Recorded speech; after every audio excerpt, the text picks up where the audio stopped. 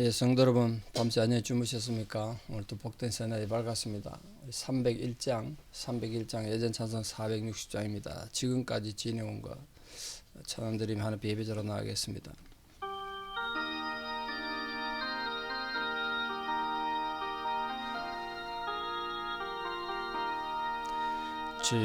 지금까지 지내온 것 주의 크신 은혜라. 한이 없는 주의 사랑 어찌 이루 말하랴. 자나깨나 주의 손이 항상 살펴주시고 모든 일을 주 안에서 항성하게 하시네.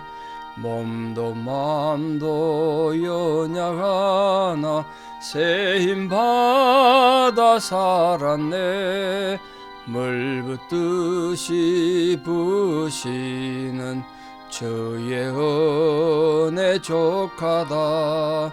사랑 없는 거리에나 험한 산길 헤맬 때 주의 손을 굳게 잡고 찬송하며 가리라. 주님 다시 배울 날이 날로 다가와 무거운 짐 주께 맡겨 벗을 날도 멀잖네.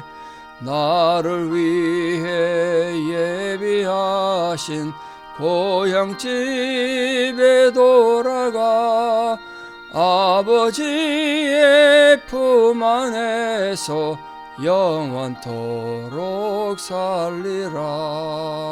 아멘. 사도신경으로 신앙 고백드립니다. 나는 전능하신 아버지 하나님 천지의 창조주를 믿습니다. 나는 그의 유일하신 아들 우리 주 예수 그리스도를 믿습니다.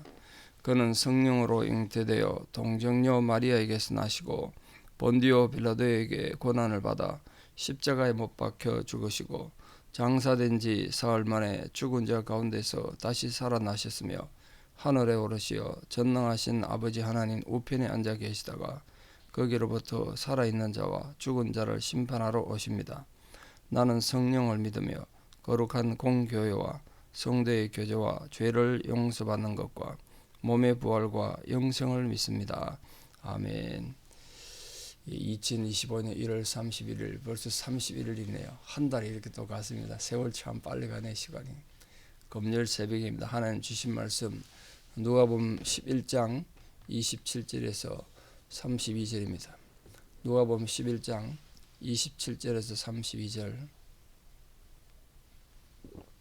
봉독에 올립니다. 누가복음 11장 27절입니다. 이 말씀을 하실 때에 무리 중에서 한 여자가 음성을 높여 이르되 당신을 뵌 태와 당신을 먹인 저지 복이 있나이다 하니 예수께서 이르시되 오히려 하나님의 말씀을 듣고 지키는 자가 복이 있느니라 하시니라. 무리가 모였을 때에 예수께서 말씀하시되 이 세대는 악한 세대라. 표적을 구하되 요나의 표적밖에는 보일 표적이 없나니 요나가 니느웨 사람들에게 표적이 됨과 같이 인자도 이 세대에 그러하리라.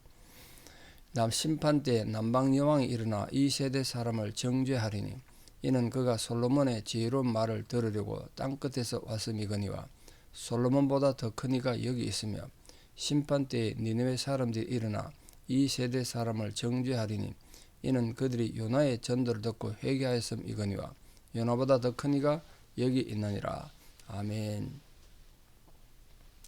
예수님께서 설교도 하고 기적도 행하고 하니까 어떤 여자가 감동을 받은 것 같아요.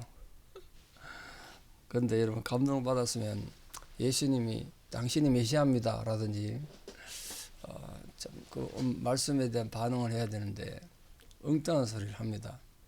나쁜 소리는 아닙니다만 그 말 한번 생각해 보십시오. 무리 중에 한 여자가 음성을 높여 소리쳤다는 거죠. 뭔가 감동을 받은 거죠. 당신을 뵌 태와 당신을 먹인 저지 복이 있나이다. 우리 흔히 다른 사람 엉뚱한 착각하고 사고 잡고 치면 너희 엄마가 너 낳고 미역국 먹었냐 뭐 이렇게 이제 비웃듯이 하잖아요. 어머니의 덜먹이죠. 그래서 예수님이 하는 위대한 사역 보니까 이 당신을 뵌 태와 당신을 먹인 젖 이 누굴 말합니까? 어머니 마리아죠. 마리아. 마리아가 위대하다는 거죠. 당신 같은 아들 낳았으니까. 당신 같은 좋은 아들 낳은 마리아가 복이 있다. 뭐 이렇게 말했습니다. 마리아가 복받은 여성이다. 그렇게 소리쳤더니 예수님이 그 여자의 말을 부정하진 않았습니다. 근데 복의 개념을 좀 넓혀서 말했죠. 그리고 마리아도 복 있는 여자 맞다. 어떻게 생각하면 뭐 가톨릭처럼 우리가 가톨릭의 무엄 잉태를 이래서 평생 동안 애도 안 낳고 예수님만 낳고 신적인 존재로 예배하고 이런 거는 굉장히 문제가 있죠. 그러나 우리가 존경할 만한 대상인 건 사실이죠. 생각해볼 게 많잖아요. 그 어린 나이에 마리아가 아무래도 10대 소녀 때 결혼한 걸로 추정되는데 유대 아이들이 사춘기 되면 결혼했거든요. 13살이면 성인이 되니까 아무리 늦어도 20대 전엔 했을 거라고요. 그래 어느 소녀가 동정녀 탄생을 하는 과정이 얼마나 힘들었을까요? 근데 그걸 다 견뎠으니까 대단한 거죠. 근데 예수님은 그런 것보다 나를 낳은 어머니 마리아가 참 복이 있는 건 맞지만 주님의 말씀을 듣고 지키는 자가 더 복이 있다 이렇게 말씀하셨어요. 이게 지금 이 신앙이라는 건 혈연 관계로 이루어지는 게 아니고 말씀을 듣고 지키는 행함이 있다는 거예요. 복음을 듣고 지키는 그만큼 중요하다. 이거 지금 누가가 이걸 기록했는데 다른 복음서에는 이 말이 없거든요. 그 누가가 이방인이잖아요. 이방인인 누가 입장에서 이 말이 중요하다 생각했던 것 같아요. 다른 사람 다들 유대인들이니까 이 가슴이 안 든지 모르겠습니다만 이방인인 누가 입장에서는 그래 나는 유대인도 아니고 예수님하고 혈연적 관계가 없지만 말씀을 듣고 지키면 그게 정말 복 있는 자고 하나님 자녀가 된다. 그게 감동이 됐던 것 같고 그러니까 그걸 성경에 기록이 남겨서 모든 이방인들에게 소망이 되도록 그렇게 말씀하신 것 같아요. 혈연 관계로 구원받는 게 아니다. 유대인이라고 다 구원받는 것도 아니다. 말씀대로 행하는 것이 그만큼 중요하다. 여기도 예수님 행함을 강조하셨어요. 야고보만 행함을 강조한 게 아니라 그에 비유해서 무리가 모였을 때 예수님께서 이 행함이 있는 믿음 이거에 대한 반대되는 내용을 하셨습니다. 이 세대는 악한 세대다. 예수님이 다녀보고 나니까 이 인간들 악하다는 거예요. 그 설교한 입장에서 당신들은 악하다 이런 말하기 쉽지 않죠. 목사가 강대상에서 회개하라고 설교하기도 쉽지 않고 당신들은 악한 사람들이다. 그래 말해보세요. 사과하라고 그러고 난리 나죠. 저 같은 교회 가서 그랬더니 당신들 전부 너무 교만하다. 그래서 사과하라더라고. 내가 목사에 내가 그런 말 안 하면 누가 당신들한테 그런 말 해줄 거 같냐고. 정말 당신들 너무 교만하다. 하나도 정말 겸손하게 좀 회개하라고 설교한 적이 있는데요. 이 지금 예수님이 그랬다는 거예요. 이 세대가 악하다. 그 예수님 설교와 예수님 이적들에 대해서 그동안 보여준 반응이 있잖아요. 근데 그게 잘못됐다는 거죠, 지금. 그러면서 표적만 잡고 가는데 표적. 예수님 말씀엔 아무런 반응도 안 하고 또 예수님의 그 수많은 기적이 있었잖아요. 이때까지. 그런데도 표적을 구한 거예요. 하늘로부터 오는 표적. 예를 들면 만나가 내리든지 이런 걸 하라는 거예요, 지금. 이거 당신 못 믿겠다는 거죠. 그래서 악하다는 거예요, 세대. 표적을 구하는데 자꾸 당신이 메시아라면 기적을 보여라, 기적. 그래서 내가 보일 표적은 요나의 표적밖에 없다. 이때까지 이미 많이 표적 행하셨습니다. 오병이어 같은 거 행했잖아요. 그보다 더 큰 표적이 뭐가 필요합니까? 오병이어. 얼마나 많은 사람들이 현장에서 그걸 봤는데. 그런데 또 기적을 요구하니까 정말 악한 존재들이죠. 예수님께서 요나의 표적이라고 표현한 이유는 뭐죠? 요나는 알다시피 물고기 뱃속에 3일 동안 갇혀 있었습니다. 죽은 거죠. 물고기 뱃속에 있으면 죽은 거지. 거기에 있다가 다시 물고기 토해내서 살아났죠. 부활한 거 아닙니까? 그 예수님 3일 동안의 죽음과 부활을 상징하는 표현이죠. 그게 표적이란 거예요. 그런데 여기 물고기 뱃속에서 난 요나가 그 뒤 어떻게 했습니까? 니느웨 사람들, 이방인입니다. 특히 니느웨는 아수르 사람, 아수르 수도잖아요. 이 이스라엘하고 적대 관계에 있습니다. 원수의 나라예요. 그 원수의 나라인 니느웨에 가가지고 요나가 3일 길을 걸어가야 되는 그 3일 길을 갖는 정도로 큰 성인데 하루 길만 다니면서 이 성이 회개하지 않으면 무너질 것이다 선포했단 말이에요. 요나가 무슨 그 정성을 가지고 설교하고 회개를 하라고 요구했겠습니까? 3일 길 가야 될 길을 하루 길밖에 안 갔는데 하기 싫어 억지로 한 거 아닙니까? 우리가 요나서 잘 아는 거잖아요. 근데 문제는 요나서가 성경에서 굉장히 중요한 어떤 맥락에서 보면 제 생각입니다만 제 개인적인 생각 성경을 많이 읽다 보니까 너른 결론과 교훈하는 만약에 성경 66권 중에 가장 우리 현대인에게 의미 있고 중요한 성경을 고르라면 전 요나를 택하겠어요. 왜냐하면 요나서는 성경 66권 가운데 유일하게 인간의 회개를 기록하고 있습니다. 다른 어디에도 유대인들 회개한 적 없어요. 이스라엘 백성들이 아담부터 오늘까지 회개 안 하고 있잖아요. 회개한 적이 없어요. 얼마나 많은 악을 행하고 죄를 저질른데 그 악행만 기록되지 회개한 적이 없다. 근데 니느웨 사람들은 요나가 대충 전했는데도 그 하나님의 말씀 듣고 왕으로부터 밑에 짐승까지 회개했다는 거 아닙니까? 그 나중에 그 사람들이 심판 때 하나님이 직접 심판하기 전에 니느웨 사람들이 심판석에 앉아가서 우리 심판할 거란 거예요. 우리는 이방인이고 하나님 백성이 원수들이었는데 요나가 지나가면서 대충 농담처럼 전하기 싫어 대충 전화 설교 듣고도 이렇게 회개해서 150년 나라가 더 유지됩니다. 나중에 또 망하긴 합니다. BC 586년에 망해요. 나라가 망하긴 하는데 그 하나님 앞에 그렇게 당당히 우리에게 심판할 거란 거예요. 심판 때 이 니느웨 사람들이 일어나서 심판할 거라고 말한 거죠. 그게 중요하죠. 그러니까 그 현대 사회는 뭐 예수님 당시보다도 더 폐역한 세대 아니겠습니까? 지금은 뭐 웬만한 표적 갖고 눈도 꼼짝 안 할 텐데요. 이걸 이 세대를 본받지 말고 이 세태를 본받지 말고 십자가 지시고 부활하신 그 연하의 표적을 이루신 예수님 바라보고 신앙을 실천하고 참된 신앙으로 살아야겠죠. 또 두 번째 심판 때 31절입니다. 남방 여왕이 일어나 이 세대를 정죄할 것이다. 남방 여왕은 시바 여왕을 말하는데요. 그 에티오피아입니다. 지금 에티오피아. 그 시바 여왕이 그 밑에 아프리카 나라 에티오피아에서 소문을 들은 거예요. 솔로몬에 대해서. 솔로몬이 정말 지혜롭다. 소문 듣고 내가 확인해야 되겠다. 소문만 듣고 솔로몬의 말을 들으러 왔다는 거예요. 그 성경에 이렇게 기록되어 있잖아요. 솔로몬의 말을 들은 시바 여왕이 내가 소문으로 들었는데 당신의 지혜는 소문에 들은 것보다 더 위대하군요.